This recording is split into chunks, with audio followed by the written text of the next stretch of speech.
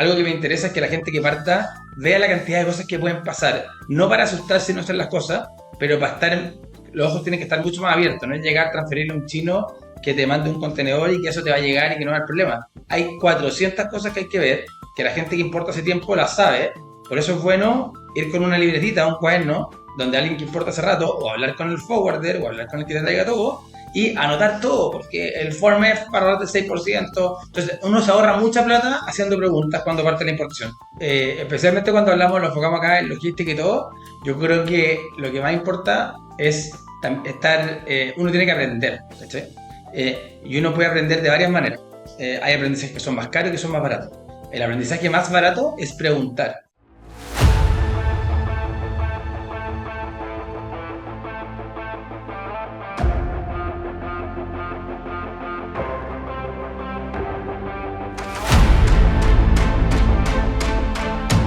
Hola, ¿cómo estás? Soy Daniel Guilov y doy la bienvenida al Transportador Global, el podcast donde exploramos historias reales de quienes se atrevieron a importar, emprender y transformar sus negocios.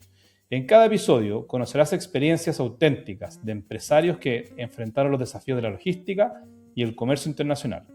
Te contaremos cómo lograron superar obstáculos, tomar decisiones clave y aprender de los errores para que también puedas aplicar sus aprendizajes. Si trabajas en la importación o en la logística, este es tu espacio para encontrar inspiración práctica y conectar con quienes ya recorrieron el camino. Antes de comenzar, te invito a seguirnos y activar las notificaciones para que no te pierdas ningún episodio y nos apoyes en el camino. Hoy nos acompaña Benjamín Pérez, fundador y director creativo de Carnaval Online, una empresa chilena que comenzó vendiendo cotillón y hoy factura cerca de $3 millones al año en productos de fiesta. Además, es socio fundador de Rema Time y dirige el estudio creativo WeDid, enfocado en desarrollo de productos para marcas. Después de renunciar a un empleo en retail, abrió su primera tienda con importaciones desde Estados Unidos. Al detectar una brecha de precio y variedad, pivoteó a proveedores en China para escalar el surtido de cotillón. En el camino enfrentó sobreexpansión, una estafa en China, deudas millonarias, estallido social, pandemia, y aún así logró recomponer operaciones con foco en variedad, márgenes y venta online. Lo invité para conversar sobre cómo logró todo esto y sobre todo lo que aprendió en el camino. Bienvenido al Transportador Global, Benjamín, ¿cómo estás? Muy bien, ¿tú? Todo bien. Bueno, nos reencontramos aquí después de muchos años de esa famosa historia de las banderas de FARC en Estados Unidos, lo cual vamos a hablar después. Así que gusto de poder conversar contigo después de tantos años. Oye, lo primero, siempre nos gusta conocer a la persona, porque esto es un podcast de importaciones, la gente quiere entender qué te pasó en China, todos los problemas que tuviste. Pero primero queremos conocerte a ti. Yo creo que las empresas detrás hay personas y para eso tengo que conocer a Benjamín un poco. Así que cuéntanos cómo fueron esos primeros pasos, por qué dijiste voy a renunciar a mi trabajo en esos minutos y te decidiste entrar a un negocio que puede ser como masivo, ¿no? Como que el cotillón, como todo el mundo vende, ¿eh? Tú dijiste, no, voy a entrar a este segmento y voy a hacer algo diferente, que es muy interesante. Así que cuéntanos un poco de esos primeros días. Sí, es masivo, es un negocio masivo y es un negocio cíclico, lo que es bueno y malo. Yo siempre hice negocios, o sea, yo vendí desde muy chico, yo vendía paltas de un tío. Ahora me acuerdo porque mi hija esta semana vendió damascos de un campo que tiene mi suegro, que vendió en el colegio y realmente vendió en 2 semanas 300 kilos. Me acordé perfecto cuando yo vendía paltas con un carrito en el barrio, hizo algo súper parecido. Ahí me empecé a acordar cosas.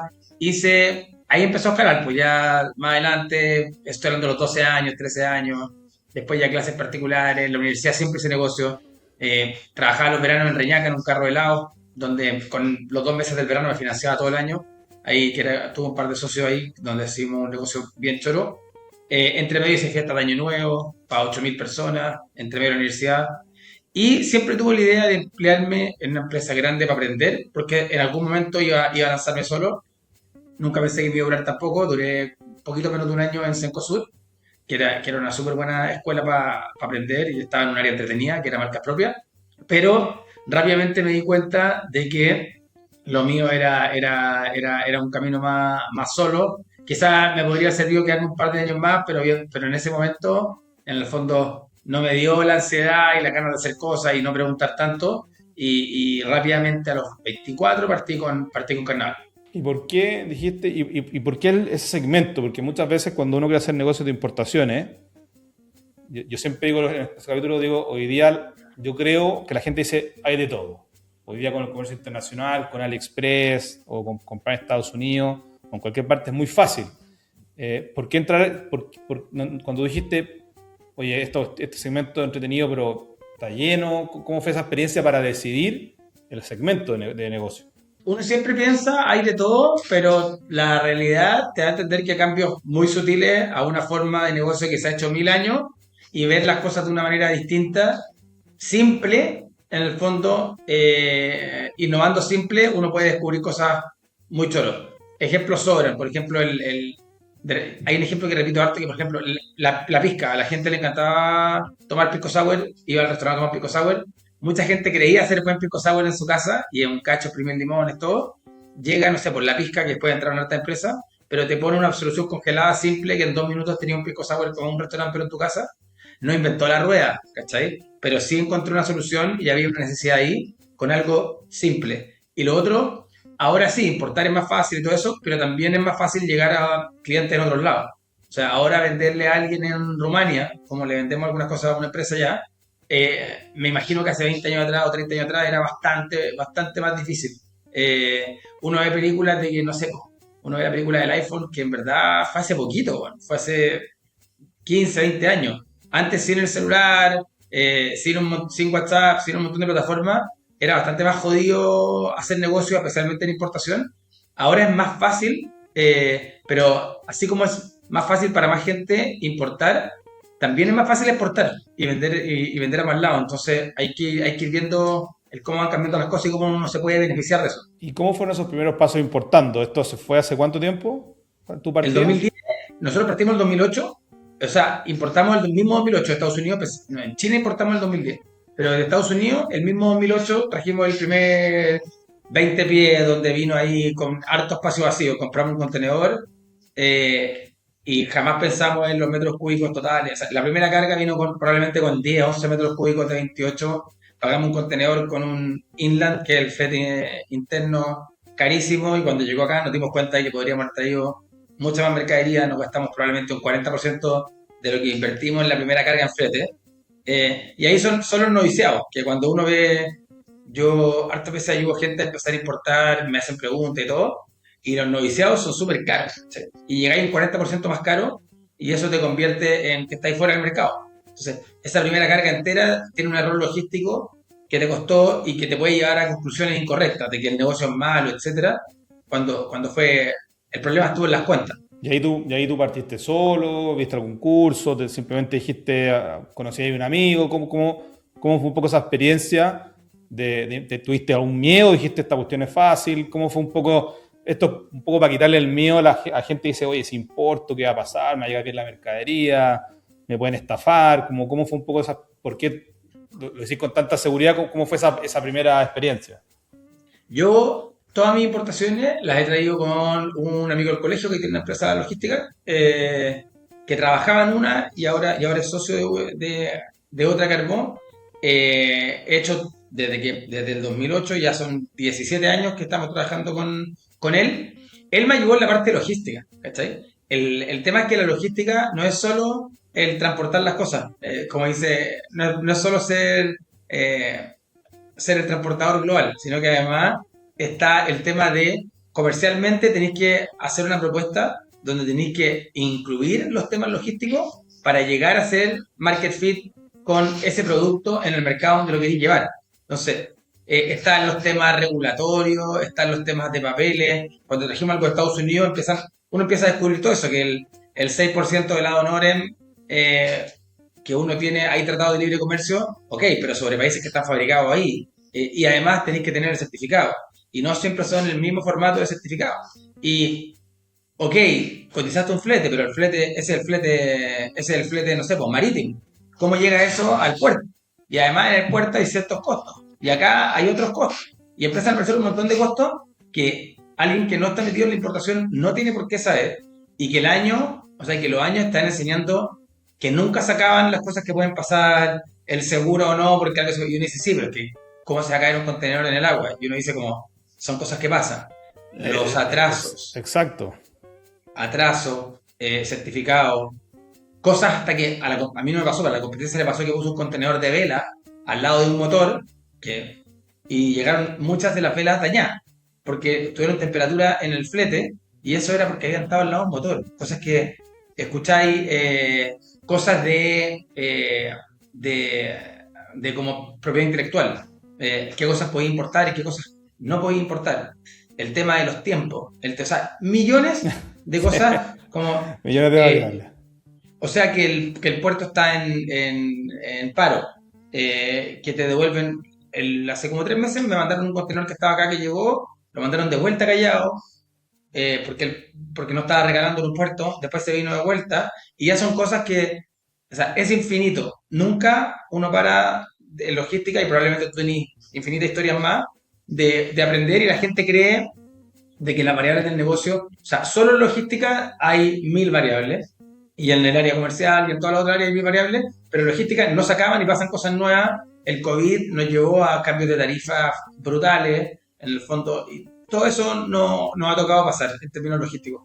Oye, y al principio hablamos de ¿cómo se llama? De una estafa $80.000, el COVID, estallido social, o sea, tuviste varios baches grandes. Si nos puedes contar un poco de cada uno y cómo fue cómo lo llevaste y qué hiciste a posterior para estar hoy día parado como estáis de bien. Hay muchas reglas en el fondo que hemos ido poniendo en el camino. Cuando uno ve que alguien parte un negocio y lo tiene muy dominado, y la idea es muy buena, el riesgo de ejecución, mucho del riesgo de ejecución está dado por la experiencia y la mejor experiencia es cuando te pasan cosas donde cometiste algún error o hay cosas que no tenías por qué saber o tuviste mala suerte de frentón. Yo creo que he tenido de todo. Lo de el 2012 no fui la única empresa porque le pasó a varias empresas en el forwarder donde trabajaba yo y en otros que intervenían correos y te cambiaban la cuenta. Era como la estafa de moda a los que importaban de China, fue el 2011-2012. Le pasó a mucha gente, a mí me pasó con un monto muy grande. Pasó que a mi agente le intervinieron en el mail y empezaron a triangular nuestra comunicación y aprovechándose que yo realmente hablaba de mi matrimonio, porque yo me casaba ese año, era como mandaban mails míos supuestamente de que yo decía que estos 2 meses, como tenía el matrimonio, en el fondo tratáramos de ver menos cosas, que me tuvieran un poco más paciencia con el tema de los pagos, etcétera. La gente me seguía embarcando, entonces yo no me daba cuenta. Y yo le mandaba los pagos, y él me habló de un cambio de cuenta que era efectivo, que él estaba armando otra empresa y que estábamos hablando de un cambio de cuenta en el viaje. Entonces se colgó ese relato y al final yo terminé transfiriendo 3 o 4 veces por la suma total de $80.000 a otra cuenta. Y esa otra cuenta, en un momento el tipo me llamó por teléfono y me dice: Benjamín, ya está bien lo del matrimonio y todo, pero no puedo embarcarte más sin pagos. Y yo era como, te he pagado todo, ¿cachai, no? Le mandé los comprobantes y nos dimos cuenta que había cambio de cuenta, me meto al correo y esto fue justo antes de mi matrimonio, fue 12 días antes. Esto fue en octubre del 2012. Y ahí era como en las películas cuando alguien se da cuenta de algo y cae todo así como muy rápido junto y uno ve, efectivamente los correos le había dado vuelta. Los correos de mi agente era un correo como estos QQ chinos que Sí. letras, números, y ahí uno dice, ahora yo con las empresas no hago cambio de cuenta. O sea, la única forma que yo hago un cambio de cuenta es que yo durante un viaje allá me comunique en este cambio de cuenta, yo lo ingrese ahí, esté con la persona ahí, recontra confirmado, pero para empezar a depositarle a otra cuenta, o sea, estafas que pasan también cuando uno vende por internet, un montón, hay muchas que se repiten. Aquí creo que hizo muy bien el gallo que nos trianguló el tema del relato, fue un banco en Hong Kong, viajé a Hong Kong a tratar de recuperar esa plata, y la verdad que ahí me hablaron de que eran organizaciones como rusas, weón, y que estaban metidos ahí, que les pasaba todos los ¿Al días. final recuperaste? Nada, no, nada. Y tu, Sí, pro- y tu, pro- y tu, y tu pro- el proveedor fue como ya, mi timota, te dijo me tienes que pagar más todo. que mi timota, él aguantó con la caja que tenía más que todos los tiempos. Entonces, hubo un par de años en que trabajamos en recuperar y en ir bajando eso sin que valiera tanto. Pero fin de año, la mercadería, lo bueno es que estaba embarcada. Esa mercadería llegó, esa mercadería se vendió y esos años eran muy buenos. O sea, 10, 11, 12 y 13, nosotros íbamos con viento a favor, principalmente porque la empresa más grande del rubro nuestra, que era una empresa familiar, estaba quebrando y era lejos el más grande y dejó mucho espacio. Entonces, en el rubro no traía cualquier cosa en ese momento y se vendía, porque el Ya. rubro quedó medio vacío de mayoristas. Entonces tú salías a vender a Mex, a Rosa o a las tiendas de regiones y se vendía todo. ¿Cachai? O Entonces sea, se pero llegó, se vendió. o sea, al final la plata la pagaste. Sí, en vez de tener Pagaste. en el bolsillo, o sea, era plata que podríamos tener en el bolsillo y que al final fueron años muy buenos, de mucho crecimiento, donde se notó poco eso. Qué bueno. Pero aprendizaje en el fondo del cuidado con la plata, de ciertos Bueno, protocolos en las transferencias, etcétera. hoy día, de hecho, esto del tema de los pagos, como si tú, ¿no? La logística, y tú mencionaste de los temas, pero el pago al extranjero también es un punto importante en las importaciones. Hoy día en Alibaba tiene algún proceso, pero yo siempre digo, ten cuidado si te piden depositar en otra parte, o sea, y tu historia, bueno, es heavy, o sea, tener mucho cuidado cuando uno hace pago y estar doble, triple seguro que lo está haciendo bien.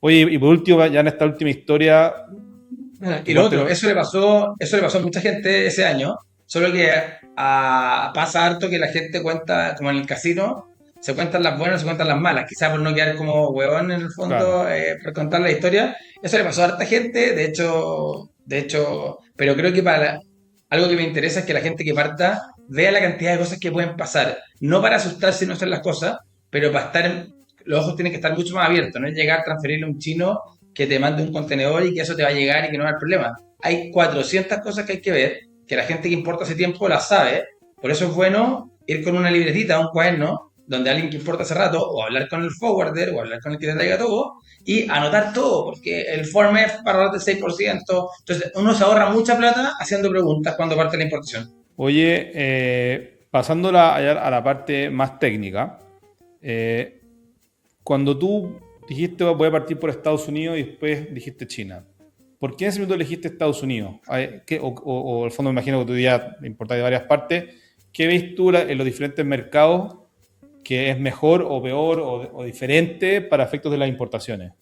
Sí, lo que pasó en esa época es que en esa época Alibaba ya estaba fuerte, pero AliExpress no tanto, ¿ya? Entonces cuando uno quería comprar de afuera, las cantidades mínimas de China me quedaban muy altas porque estábamos partiendo y éramos una empresa chica. Y nosotros queríamos surtido porque nuestra visión era que las opciones de cotillón que había en el 2008, la gente estaba comprando cosas en Estados Unidos, estaba comprando cosas en Argentina, gorros de espuma en Argentina, estaba comprando alguna gente en un segmento más alto, en términos de matrimonio al principio, que es donde nos enfocamos.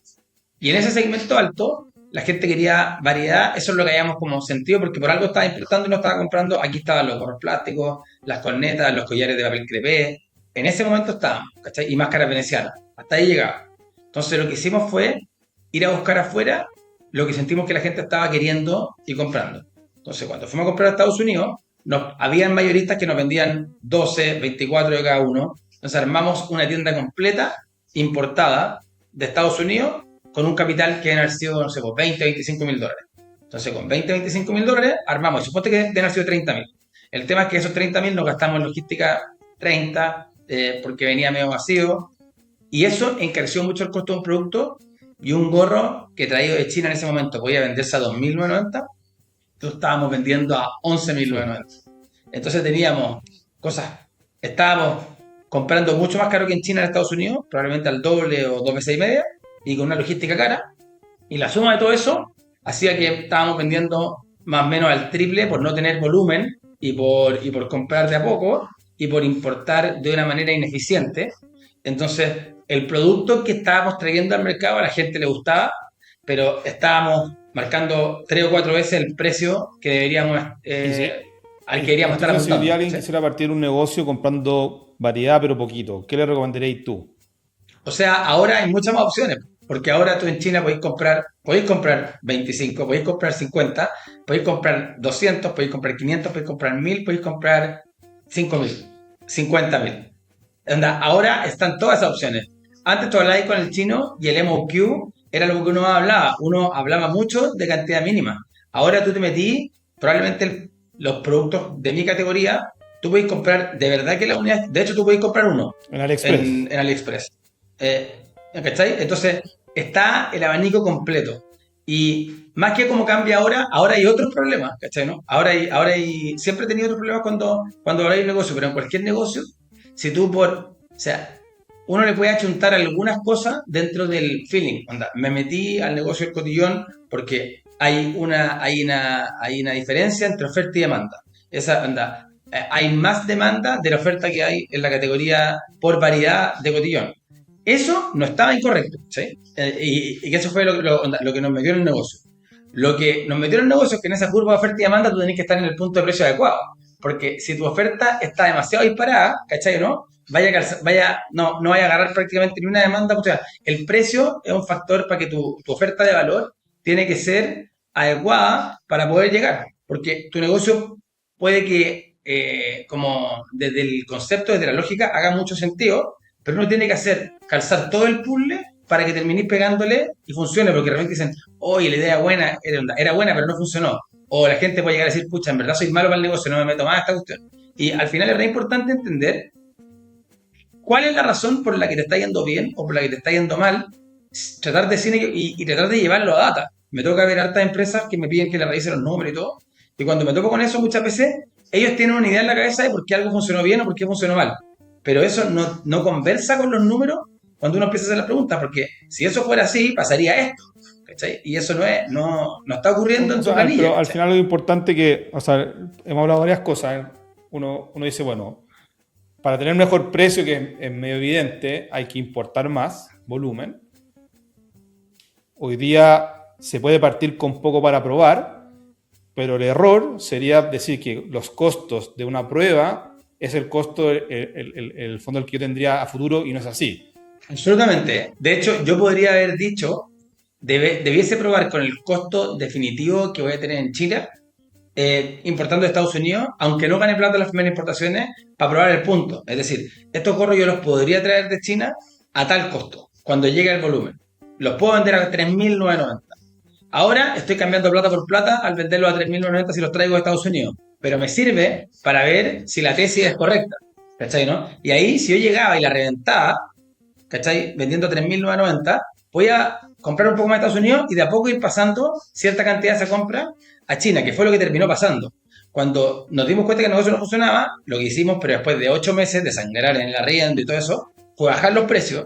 Bajamos los precios, hicimos caja, y con esa poca caja que nos quedó, compramos en China como 15 gorros, muy poca variedad, y con esos 15 gorros los vendimos al por mayor, hicimos caja, los fuimos metiendo a la tienda, fuimos arreglando el margen, le fuimos comprando a importadores nacionales también, que empezaron a traer cosas distintas, y ahí se armó el pool, ¿cachai? Y ya cuando empezó la rueda, y encontramos, y ahí fue todo China, nunca más Estados Unidos, hasta mucho más adelante, que ahora sí traemos harto a Estados Unidos, pero ahora ya damos la rueda, ahí nos metimos en una rueda donde fueron gorros, después empezamos a inventar cintillos, después empezamos a inventar anteojos, hicimos concursos en universidades de diseño, ahí nos dimos cuenta de que el producto distinto funcionaba muy bien, y Full Loop, que no paró, boas de plumas, collares hawaianos, artículos con luces, y cada 6 meses apareció una categoría nueva que rotaba igual que como venía rotando Oye, la anterior. tú recién acabas de decir, fue todo China, ahora importo mucho a Estados Unidos. Yo creo que esa buena encuesta, todo el mundo diría que tus importaciones son 100% de China. ¿Por qué Estados Unidos? O sea, sigamos Sí. como en esto de los orígenes, que es bien interesante para un producto que vamos a decir que es barato versus, no sé, por la tecnología. O sea, Estados Unidos, ¿por qué? ¿Qué oportunidades hay ahí? Ya. El cómo nos abastecemos ahora, yo creo, debe ser no China, más o menos la mitad de lo que traemos en volumen. En la categoría de fiesta. ¿Por qué traemos no China? Porque los espacios que estamos encontrando, el mercado se está moviendo un montón, el mercado de celebraciones, ha cambiado heavy como es.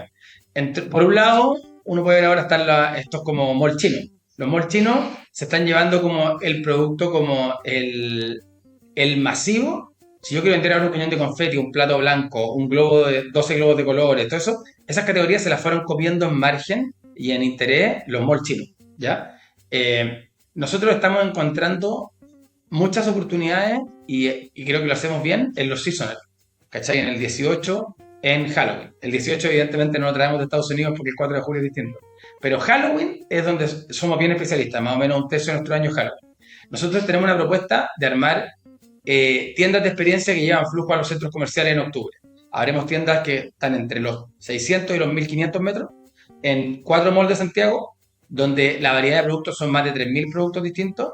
Y esos productos distintos, si yo los hiciera en China, o si yo los comprara en China, me están saliendo más caros que los deals que estoy consiguiendo en Estados Unidos, donde yo me cuelgo de una producción de actores muy grande, que los Perfecto, conozco porque vamos a las ferias del rubro, perfecto. donde nosotros, aquí hay un equipo de diseño que diseña productos, me vinculo con ellos vendiéndoles diseños de productos que nosotros hacemos acá y les compro oportunidades que tienen allá o muchas veces me cuelgo de su campaña.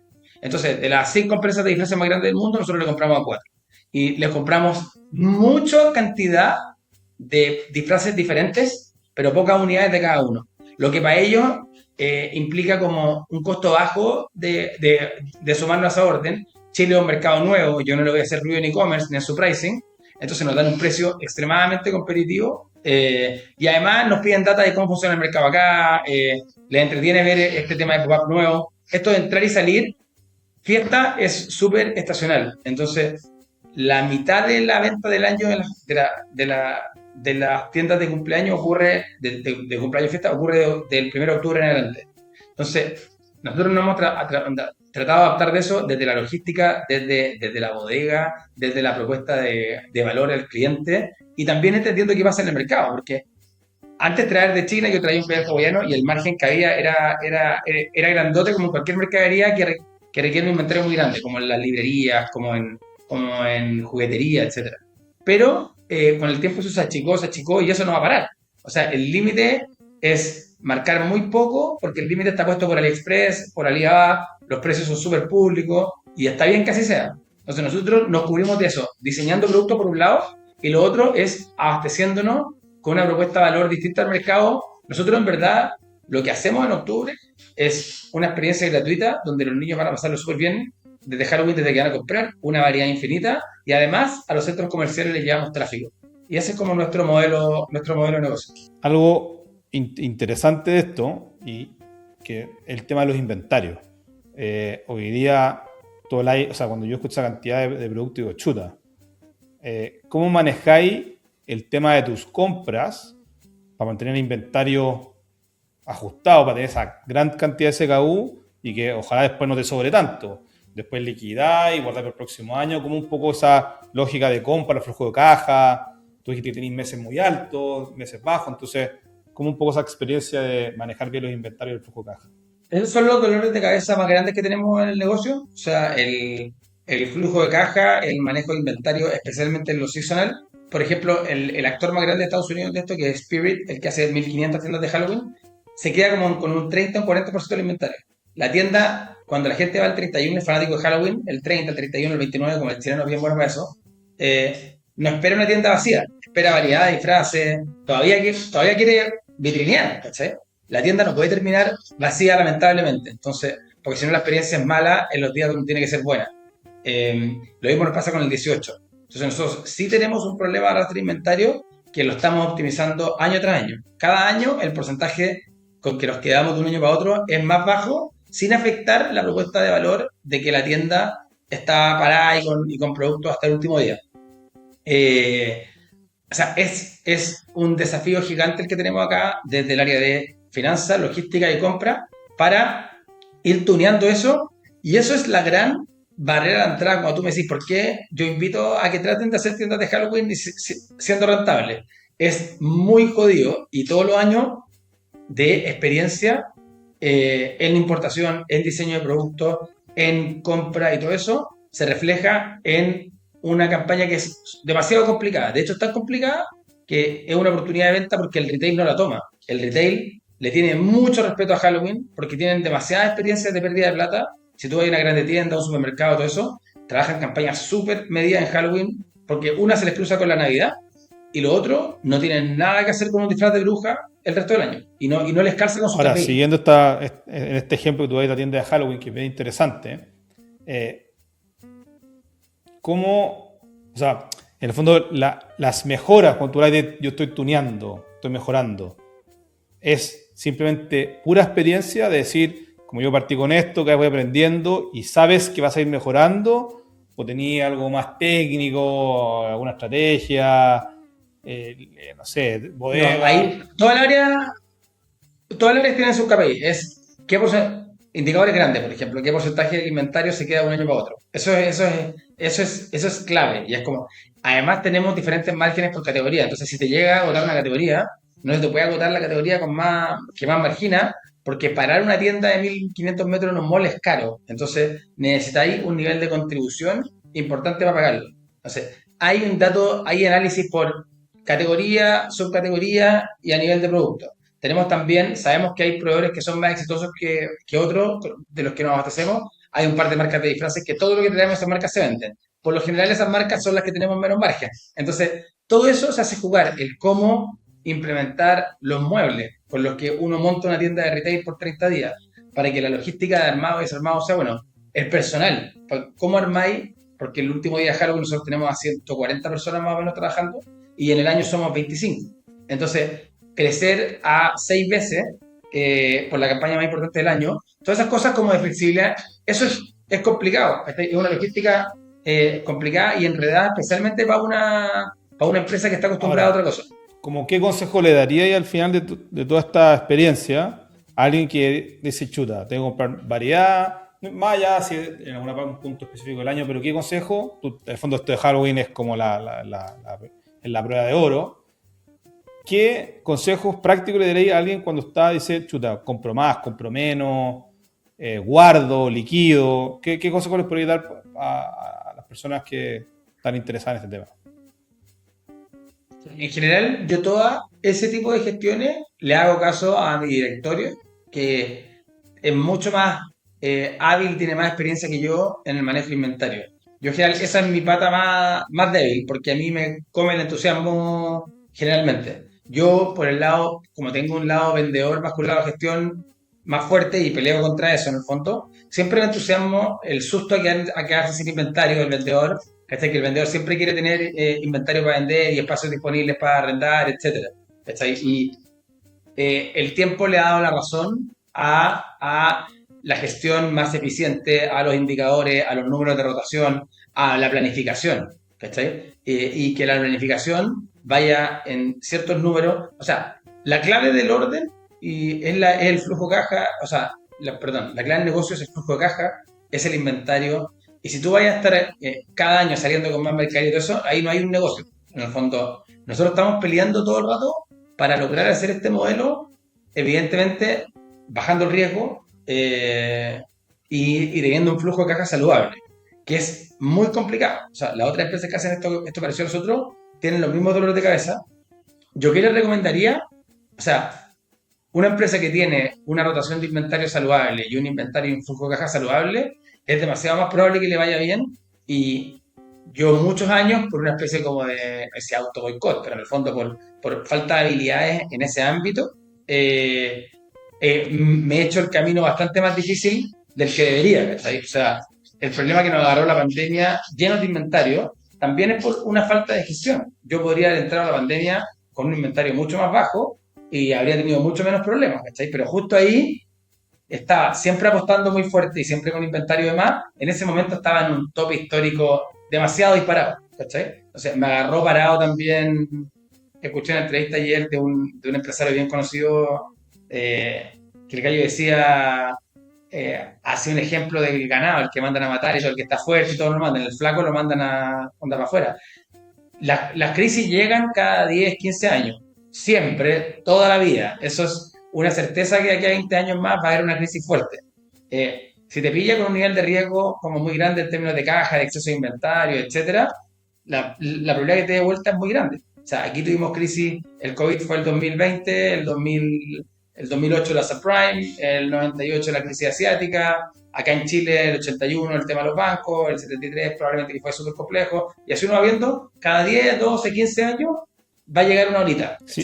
El cómo te pilla ordenado O es sea, al clave. final es Y ese no ha sido muy fuerte. o sea, es mejor hoy día tener quizás menos variedad, tener variedad pero menos, y estar más sano que tomar un mega riesgo de mucho inventario, ¿no? Más que variedad, no variedad, depende de tu propuesta de valor. Uno puede tener una propuesta de valor increíblemente saludable con 5 productos. Los gallos de la pizca, si tuvieran 4 productos, podrían hacer la venta. ¿Cachai? Pero hay otras propuestas de valor que tú no puedes tener. No podéis tener una librería donde tenéis 10 libros. ¿Cachai? ¿Quién va a vender? ¿Quién va a entrar a una librería que tiene Ahora, 10 libros? muchos libros, Entonces, ahora puede más ser que, muchos más, libros, pero pocas unidades por libro.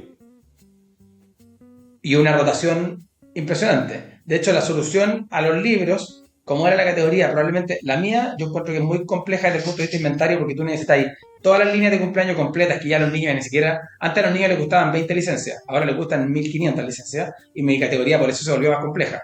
Pero eso pasaba en los libros y en los libros la solución a una librería desde el punto de vista de la logística fue el inicio de Amazon. ¿Cachai? Entonces, eso al toque te da a entender de que la categoría que necesita más surtido es la que logísticamente tiene que ser la más eficiente. Y en este momento, yo creería que un indicador de retail eficiente en el mundo podría ser perfectamente Amazon. Y Amazon entró por los libros. Oye, ¿Cachai? si te sobra, mejor liquidar o guardar. Yo creo que es mejor liquidar. ¿Cachai?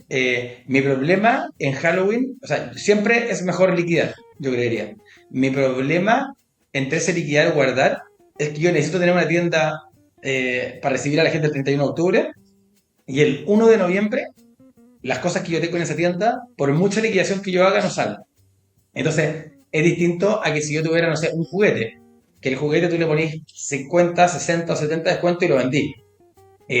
La calabaza para recoger dulce, el 1 de noviembre, tú le tiráis con 90% de descuento y no la vendí. Pero en el ¿Sí? fondo, Entonces, fuera de ese caso particular de Halloween, lo que es el resto del año, o dar un ejemplo, liquidar. Siempre liquidar.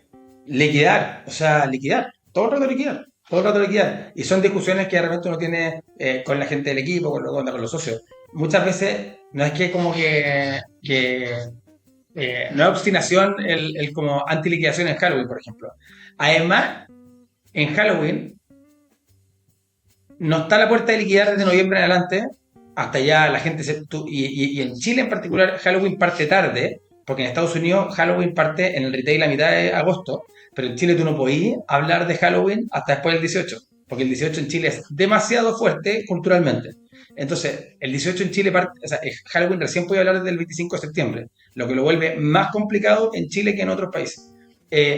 Como, como en noviembre el tema no vale nada, y me invertí un montón de plata en llevar a la gente en octubre. Yo, alguien que ya llevé a la tienda el 31 de octubre, darle un producto en liquidación no lo va a hacer comprar más. No se va a comprar 2 disfraces, ¿cachai? O si iba a comprar un maquillaje, no va a comprar 2 maquillajes. Entonces, estáis dejando de generar margen en los días donde podéis cobrarle incluso más, ¿cachai? Entonces, es una categoría que es muy jodida. Por eso me gusta, porque todos los años vamos avanzando. La propuesta nos volvemos más rentables con el paso de los años y nos volvemos más interesantes como propuesta y nos alejamos, dado todo lo que hemos invertido y ese inventario que vamos arrastrando, es más difícil para alguien entrar a competir en esa categoría. Oye, del punto, ya pasando a algo nada que ver, el punto de vista regulatorio. No sé, todo el mundo dice de los juguetes, el tolueno, como que se habla mucho que los juguetes estos juguetes con pelea para los niños. O sea, el cotillón en particular es un producto o cotillón o relacionado, porque yo he visto que también así temas de puzzles, o sea, como que no solo como el cotillón de fiesta. Tiene muchos temas regulatorios, todo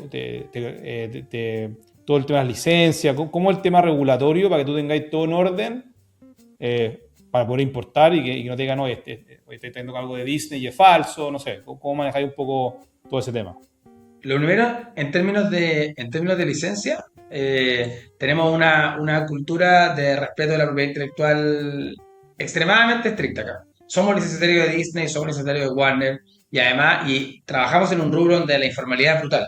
O sea, acá tú vas a una tienda en Mex y el 80% de lo que se vende en algunas tiendas de esa calle es pirata y se vende así. Hay un montón de barrios donde la boleta aparece de vez en cuando. Entonces, nos toca competir en un rubro donde hay una parte importante de la venta que se hace en ferias o en barrios tradicionales, donde competimos contra la piratería, competimos contra la informalidad, competimos contra la evasión de impuestos. Entonces, nos toca competir con una cosa muy dura. Y cuando tú hablas de la importación, la mayoría de esas cosas no se fabrican en Chile, así que uno ve que hay alto control, porque nos tocan aforos de vez en cuando, pero no sé qué tan bien funciona al ver todo lo que uno ve en la calle. Y es tan fácil de que un inspector podría ir a pasearse por allá y a cualquier barrio tradicional y se da cuenta de que hay una invasión monstruosa de propiedad intelectual. Y lo mismo la boleta. Los juguetes tienen la misma particularidad que, o sea, es más fácil vender juguetes de cotillón que vender alimentos, por ejemplo.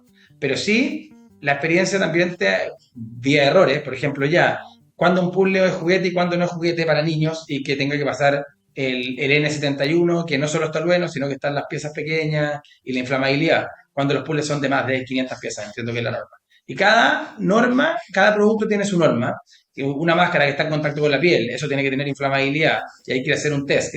Que hay test que uno puede hacer afuera y test acá. Hay test que solo piden acá y por eso son muy caros afuera y son baratos acá. Por ejemplo, el tolueno. El test de tolueno es algo que piden en Chile y en Chile nomás. Porque no se fabrica con tolueno ni en China hace millones de años. Entonces, no hay test de tolueno que salgan positivos. ¿Cachai? ¿No? A nadie le sale un test de tolueno positivo porque no pasa. Esa es una cuestión regulatoria que pasa acá, probablemente por algún lobby de las empresas que hacen el test de tolueno. ¿Cachai? Que tiene buena prensa en términos de proteger a los niños, pero nada que venga de China trae tolueno. ¿Cachai? Hace millones de años. Entonces, eso son cosas que de hecho cuando uno los pide, un test de tolueno en China creo que te cuesta como $700, pero acá en Chile te cuesta 30 lucas, porque se hacen muchos. ¿Cachai? ¿No? Lo que es rarísimo, porque generalmente los test de prueba de productos son mucho más baratos en China que acá, y muchos de los proveedores los tienen hechos para todos sus productos.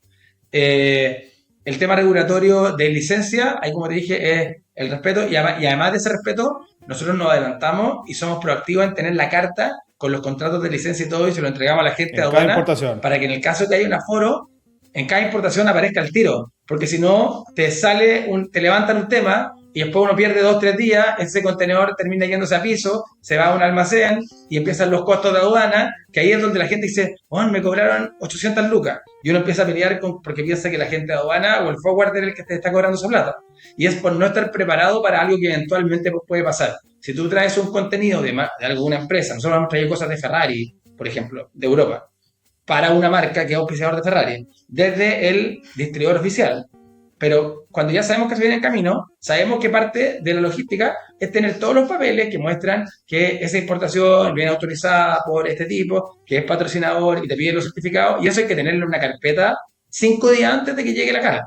Porque si uno empieza a reaccionar ahí, empieza a pedirle al proveedor, O sea, que mande el en certificado, en que el te lo fondo el firme. consejo es, ¿Cachai? ustedes son muy proactivos en chequear cada importación, cualquier piso que puede tener, y tienen todo listo antes, y ese es yo creo que el gran consejo, como dices tú, por si pasa, hice este esfuerzo de tener la carpeta, y aunque en 10, 20 no te chequen, a la 21 igual vais a tener la carpeta. Ese es como sería como el consejo.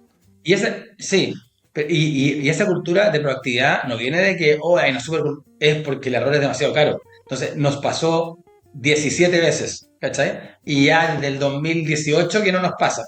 Pero nos pasó el 2010, el 2011, el 2012, el 2013, el 2014, y uno se aburre de lo caro que es no estar preparado, ¿cachai? Y uno empieza a volverlo como, ya la gente está acostumbrada, es como, oye, viene la carga donde vienen las cosas de Disney, ¿está este papel? ¿Están todos los papeles? Onda, tenemos todo eso, y ya el equipo sabe hacer eso, ya es parte de la cultura, ¿cachai? Pero la cultura que mejor nos ha funcionado es la cultura del error, y lo que yo siempre peleo es la repetición de errores. ¿Cachai? A mí me molesta profundamente cuando repetimos errores que nos salen caros. ¿Cachai? Y el equipo sabe eso. El equipo sabe de que aquí en la empresa yo no tengo tanto problema con el error, especialmente si alguien se juega una apuesta y el riesgo es acotado. En el fondo, probemos cómo sale eso, ¿ya? Pero si eso ha pasado 4 veces y las 4 veces nos ha costado 700 lucas, ese es un problema de gestión ya bordea la irresponsabilidad. Entonces, esas cosas que hemos aprendido es haciendo. Y algo que recomendaría a la gente que está partiendo, por ejemplo, en importación y todo eso, es asesorarse con gente que lleve mucho tiempo en este cuento. No sé cuánto tiempo llevas tú, Daniel, en el tema de la importación. Como 15, 20 ya. 15, 20 años. Entonces, cuando a ti viene alguien a decirte, oye, voy a hacer una importación de ropa, Tú Sí, ya haces cruce con un montón de cosas que hacen. Lo voy a traer desde la India y tú empezás a cruzar con las cosas, toda tu experiencia de la India. Tú empezás a decir, oye, voy a traer 3 metros cúbicos. Tú ya sabes que es un LSL, que lo que le puede llegar a hacer esa cuestión, y le empezáis a dar alternativas. Entonces, sentarse a conversar con gente desde forward, de gente que haya hecho negocios, gente que haya hecho ese camino. Hay un montón de gente que te va en el fondo, a esconder la leche, como le dicen los argentinos, a que no va a querer darte datos que siente que son críticos para su negocio y que le vas a copiar. Hay un montón de gente que piensa así, pero también hay demasiada gente que piensa distinto y que frente a alguien que quiere hacer algo nuevo, que está partiendo con el entusiasmo, le va a compartir los datos y le va a tratar de dar todos esos tips que le pueden oye, ahorrar al plata. principio ¿Sí? tú hablabas de decir, oye, historias tengo muchas. ¿Me podéis contar la mejor historia que tengáis de un buen cagazo que te mandaste en toda esta historia de la importación, de tus negocios? O sea, Uno bueno. ¿Tení? historia de cagazos de importación, eh, o sea, siempre, millones. Una cuestión cultural muy clara, realmente bingos. Empezamos a personalizar. Bingo. Este es uno, pero sí son millones, porque esto se repite de infinito. Y los bingos digo, no, los voy a personalizar, voy a traer bingo para hacer los cartones de las empresas. Entonces, le pedí al proveedor que me sacara los cartones de bingo para traerlos, para hacerlos acá y personalizarlos para la pandemia. Llegaron pasado la pandemia y las empresas ya estaban en ese y ya no querían juegos para la casa, que antes no sabían qué comprar. Ah, Y yo ya le había vendido pool y todo. Pedí que le sacaran los cartones. Y cuando llegaron acá, ya nadie quería personalizar, empezó a abrirse y empezaron a hacer fiestas de nuevo. O sea, ¿qué hago con los bingos? Para venderlos, tuve que imprimir los cartones, ¿cachai? ¿No? Y después de que me puse a imprimir cartones, remaquilar, abrir y meterle cartones que imprimí acá, que eran gratis allá en China, los metí todos de nuevo. Y después de que terminé de hacer eso, llega una empresa y me compra, pero lo quería con super top, porque se lo había pensado. Todas esas cosas acá son pan de cada día, que el entusiasmo, o sea, lo absurdo fue no traer el producto entero y si alguien me compraba los cartones, sacarlo, pero si no tenía un bingo y tenía un inventario disponible para vender. Traje una vez, estábamos haciendo líneas de cumpleaños donde le poníamos sticker a los productos, ¿cachai? Entonces le poníamos sticker arriba para poder customizar para empresas y para marca y para todo. Ya. Lo trajimos y la estupidez que hicimos fue ponerle, por ejemplo, en blanco la parte donde iba el sticker.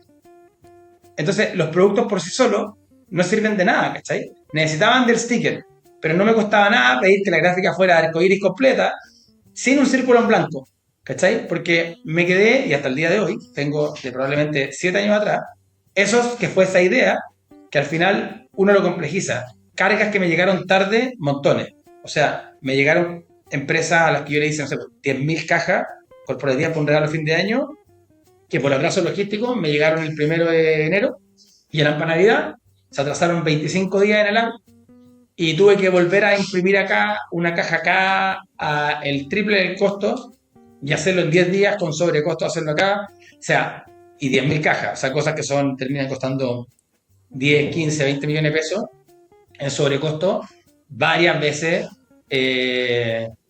generalmente por trabajar apurado. Hay muchas cosas que nosotros somos para empresa en WID que siempre trabajamos como a contratiempo, ¿cachai? Y es difícil y por eso hemos encontrado negocios, ¿cachai? O sea, somos buenos para la logística rápida. Ahora estamos coqueteando también con los envíos aéreos, que siempre fueron súper prohibitivos en mi categoría, pero que se han vuelto en algunos casos un poco más competitivos y también estamos buscando como ciertas oportunidades ahí. Pero nos hemos metido en un montón de problemas logísticos. Siempre somos buenos para resolver igual. ¿Ah? Y resolver ha implicado abrir marítimos aéreos en algunos momentos, o sea, hemos inventado muchas cosas logísticas, le hemos metido cosas en maletas a gente que viene de vuelta de China, 2 maletas, a un amigo una vez le metí maletas de como 30 kilos, tuvo que meter cosas en una puerta, de buena onda me la trajo. Entiendo que uno que vivía en su edificio, que es amigo mío, alguna vez nos topamos ahí en San José de la Sierra. Ya, ese le cargué una vez 30 kilos una maleta de mano, me dijo nunca más me pidáis nada, ni siquiera como de un viaje. Le metí 30 kilos de una mercadería que tenía que entregar porque venía de vuelta de Shanghái. Hemos hecho millones de cosas, lo que nos da como harta herramientas para solucionar problemas de importaciones, etcétera. El tiempo da eso. Y la gente que hace empresas nuevas y todas estas startups, eso es un poco, a veces la idea es súper buena, el equipo es súper bueno, pero haberse mandado harta embarrada vale harta plata. Y eso es lo que se terminan dando cuenta como con el tiempo. oye, ahí lo último ya para ir cerrando, tú dices, bueno, hacemos aéreo, hacemos marítimo, o sea, resolvemos, movemos rápido, o sea, al final imprimiste por cumplir a tu cliente, o sea, las fallas logísticas pueden ocurrir. Tú hablas de que trabajabas muy sobre la marcha y obviamente hay que tratar de planificar un poco, pero lo interesante es que tú nunca dejaste de entregar. O sea, si la logística falla, hay que hacer un aéreo. Si ya está al extremo que ni siquiera el aéreo te sirve, se hace acá. O sea, siempre cumplirle al cliente. Sí, y en general las empresas que no tienen track record tan largo no conocen todas las alternativas posibles para responderle a un cliente. ¿Cachai? Siempre hay maneras de responderle a un cliente. ¿Cachai? Y cuando está cuando está como dentro de tu visión, que al cliente se le responde, en el fondo estáis dispuestos a inventar mil cosas, y de repente hay problemas que uno, no sé, cuando uno ve una serie de otra cosa, de Suits, y le dice, de esta no sale, y empezáis en una reunión y de repente aparece una opción loquísima que termina siendo viable. ¿Cachai? Especialmente con la logística actual.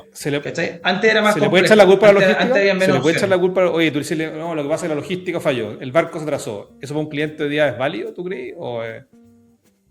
Yo creo que es válido siempre con un pero. ¿Cachai? O sea, la logística se atrasó una semana, que todo el mundo sabe que eso puede ocurrir, pero como se atrasó una semana y los dos jugamos con cero gap en el fondo y fuimos en esa, pero te voy a encontrar una solución. ¿Cachai? ¿No? Onda, vamos a encontrar una solución y te planteo la solución A y B. Y esas no funcionaron y vamos a buscar una C. ¿Cachai? Pero creo que en general hay varias cosas que creo que pasan siempre. El importador chileno siempre trata de comprar el producto más barato, no el más bueno. Así como un ejemplo, como una caricatura. Y así como una caricatura, el importador chileno creo que también asume, no el operador, no el que trabaja en logística, porque siga tiene otro lado. El comercial que importa, desde una visión comercial, siempre se pone en el escenario que la logística va a salir perfecta. ¿Cachai? Y yo pego eso siempre. Entonces, si tú me decís que el ETA de un contenedor, que el tiempo en que va a llegar, es el 5 de noviembre, yo planifico todo y todo el castillo está armado en la llegada de esa mercadería el 5 de noviembre. Si hubo un transbordo no se subió a la primera línea y llega el 12 de noviembre, todo se cae porque todo frágilmente se montó en eso. La probabilidad que eso ocurra, probablemente, no sé, en algún momento del tiempo es el 3%. En otros momentos del tiempo, cuando está jodida la logística, es el 30%. Y es muy probable que se atrase una semana en algún momento del tiempo. ¿Ya? Pero las mentalidades más comerciales del tema jamás se van a poner en, ya, le voy a poner esto acá, ¿cachai? Viene de una cosa de como sourcing y de supply chain, que te dicen, ok, para que la campaña de Navidad llegue acá, tenemos que poner la orden, ¿cachai? El 12 de marzo. Pero el 12 de marzo tú te encontrás con el vendedor que está, no, que ya cerré 2 cuentas, pero voy a cerrar otra más, dame 3 semanas más. Y esas son las semanas que al final que hacen que se pierda plata, ¿cachai? En todos lados. El tiempo también me ha tratado de enseñar muchas veces eso, hemos mejorado procesos, pero yo sigo cometiendo errores que vienen desde ahí, ¿cachai? Oye, para pasar a la última sección del podcast, que se llama Lo que realmente importa. Mira, hemos hablado, este es un capítulo bien largo, de los más largos que hemos tenido, lo cual está muy bueno, pero tenemos que ir ya un poco cerrando. Tú has hablado muchas cosas hoy día. En el fondo, si uno después vuelve a escuchar, va a encontrar varios tips, varias experiencias, etcétera. Pero si tú tuvieras que dar un solo consejo, nosotros le llamamos lo que realmente importa de todo lo que tú has dicho hoy día, a estos emprendedores que quieren comenzar y tienen todo este temor o tema de la logística, ¿qué es lo que realmente importa para Benjamín? Especialmente cuando nos enfocamos acá en logística y todo, yo creo que lo que más importa es uno tiene que aprender, ¿cachai? Y uno puede aprender de varias maneras. Hay aprendizajes que son más caros y que son más baratos. El aprendizaje más barato es preguntar. Y preguntar no implica que todo lo que te respondan tú lo tomes como cierto y lo adquieras en el fondo. Pero preguntarle a alguien que lleva mucho rato, creo que es un muy buen consejo, especialmente si alguien es de confianza y es bien intencionado, etcétera. ¿Cachai? Ese es el aprendizaje más barato. El aprendizaje más caro te lo da el tiempo y el error. Lo que más importa, y respondiendo a esa pregunta, es estar abierto a aprender, especialmente al principio, mientras uno es como más joven y más inexperto, contraintuitivamente es cuando menos escucha. Correcto. ¿Cachai, no? Porque uno después cuando lleva harto rato y todo, uno está preocupado de cruzar puntos y todo, y está increíble ese entusiasmo. No hay que perder nada de entusiasmo, pero es súper barato ir a hacerle preguntas a 5 o 10 personas con una libreta y un lápiz o grabando en el iPhone ahora. Uno graba lo que te dicen y después ver, oye, escuchar un par de podcasts, ver un par de cosas sobre ese tema, te puede levantar un par de luces que el negocio es muy caro pagarlo después, especialmente cuando hay poca plata y hay pocas vidas. Oye, si la gente quiere ponerse en contacto contigo, ¿cuál es la mejor forma? La mejor forma, la más práctica que estoy ocupando últimamente es LinkedIn. Cuando la gente me escribe en LinkedIn, en un altísimo porcentaje, le respondo. Generalmente les doy, cuando me escriben para qué, les paso mi celular rápidamente para que me escriban. Creo que ese es el canal como formal más fácil. Si es que escriben a cualquiera de mis empresas, también llegar a mí es rápido. Súper. ¿Cachai? Pero LinkedIn, Benjamín Pérez Schmidt, lo buscan y es fácil. Muchas gracias por estar con nosotros hoy día, fue un placer. Se me quedaron mil preguntas. Nos queda alguna experiencia que vamos a dejar para contar para otra entrevista. Así que nada, te deseo todo lo mejor. Un gusto reencontrarme contigo nuevamente y todo lo mejor para lo que viene para adelante para ti y tus empresas. Muchas gracias, que estén muy bien y que tengan ahí todos buenas fiestas, que lo pasen bien en el fin de año. Y así llegamos al final del Transportador Global, el podcast donde exploramos el mundo de la importación, la logística y el transporte internacional con historias de éxito y consejos prácticos. Este programa está auspiciado por CES.cl. Transporta todo lo que necesitas sin complicaciones con un sistema simple y personalizado que te permitirá hacer tu importación en piloto automático. Si quieres saber más, encuentra nuestra página web www.ces.cl. Soy Daniel Guilos, más conocido como el Transportador Global. Agradezco a Delphi a la producción y a Ana en la edición. Y recuerda que si te gustó este episodio, puedes seguirnos para no perderte ninguno de nuestros próximos contenidos. Nos escuchamos en la próxima ocasión. Hasta pronto.